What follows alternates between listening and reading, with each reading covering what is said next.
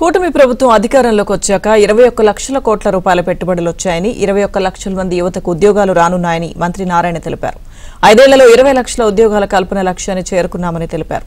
జగన్ గురించి ఆలోచించడం ప్రజలు మానేశారని, రాష్ట్రానికి పరిశ్రమలు, ఉద్యోగాలే యువత కోరుకుంటుందంటున్న మంత్రి నారాయణతో మా ప్రతినిధి మహేష్ ఫేస్ టు ఫేస్.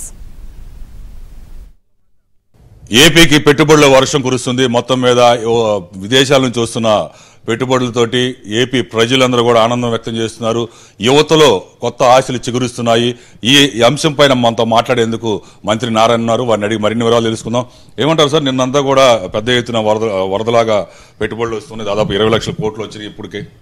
ఏదైతే విశాఖపట్నంలో ఈ నెల 14వ తేదీ 15వ తేదీ సిఐ జరిగిందో దాంట్లో ఈ రాష్ట్రానికి పెట్టుబడులు పెట్టడానికి అనేక మంది వ్యాపారవేత్తలు దేశ విదేశాల నుంచి రావడం జరిగింది. మన దేశంలో అనేక రాష్ట్రాల నుంచి వచ్చారు. అనేక విదేశాల నుంచి యాక్చువల్గా 100 పైగా దేశాల నుంచి యాక్చువల్ రావడం జరిగింది. దీని అంతటి కారణం ఏంటంటే గత వైసీపీ ప్రభుత్వం చేసిన అవకతవకలు, ఆర్థిక వ్యవస్థ చిన్న భిన్నమై గత 5 సంవత్సరాల్లో ఈ రాష్ట్రంలో ఎవరు పెట్టుబడులు పెట్టలేదు. ఫస్ట్ లా అండ్ ఆర్డర్ వసతులు ఇస్తున్నారు, తర్వాత ప్రభుత్వం సబ్సిడీ ఇస్తుంది. అంతేకాకుండా వీటికి తగ్గట్టుగా ముఖ్యమంత్రి గారు పాలసీలు చేశారు.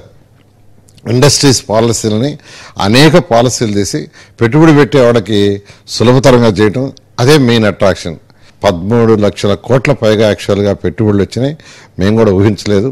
ఇక్కడ ఒకటే ముఖ్యమంత్రి గారు కానీ యువ నాయకుడు లోకేష్ గారు చెప్పింది, అవి గ్రౌండ్ రావాలి, ఉద్యోగాలు రావాలి. ఈరోజు ఈ 13 లక్షల కోట్ల రూపాయల పెట్టుబడులు వస్తే 13 లక్షల మందికి ఉద్యోగాలు వస్తాయి. చివరిగా గత జగన్ ప్రభుత్వ హయాంలో ఒక పరిశ్రమ రాలేదు, ఒక ఉద్యోగం రాలేదు. ఆ ప్రభావం ఎలా ఉంది ప్రస్తుతం? ఆ ప్రభావం చాలా ఉందండి. యాక్చువల్గా ఎక్కడ పోయినైందంటే ఒకటే, గత ప్రభుత్వం అరాచకం చేసింది, ఉన్నోళ్ళు వెళ్ళిపోయారు, అందులో మేము రాలేదు అని ఎక్కడ బట్టి ఏ పారిశ్రామికవేత్త మాట్లాడిన అదే చెప్తున్నారు. అయితే ప్రతి ఒక్కరికి నమ్మకం ఉంది. ఇప్పుడు ఎన్డీఏ కూటమిలో ఉన్నాం, ఖచ్చితంగా ఇదే ప్రభుత్వం కంటిన్యూ అవుద్దనేది ప్రతి ఒక్కరికి నమ్మకం వచ్చింది. ఆ నమ్మకంతో నేను పెట్టుబడులు వచ్చినాయి.